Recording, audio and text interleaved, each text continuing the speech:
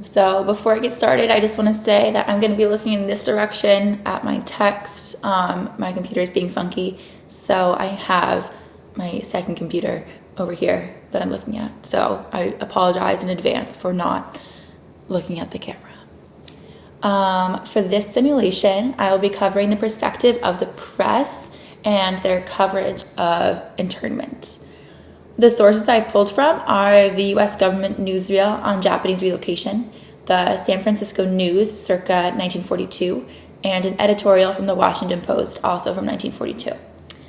The opinions in this video are that which are reflected in these readings and are not my own.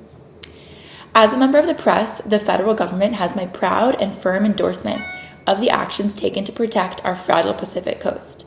Since the bombing of Pearl Harbor on December 7, 1941, the risk of having Japanese immigrants, citizens, and aliens in close proximity to bases, oil wells, and shipyards is too high.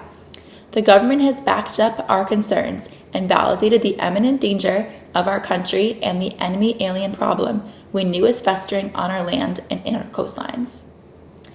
I'm glad that we've relocated and evacuated the Japanese inward. If not, the only other alternative would have been to treat the entire population of the Pacific coast with the same consideration. Nobody would have been able to come or go without sufficient reasoning and valid documentation. The coast would become an official combat zone, and all people would be required to wear badges denoting their status. Luckily, true Americans did not have to suffer the consequences of the enemy alien invasion. Japanese citizens and Japanese aliens now have their own land. They are free to cultivate it as they please and have wholeheartedly accepted their evacuation with smiles on their faces and total cooperation. This is a beautiful opportunity and a chance to establish their ideal life among their own kind.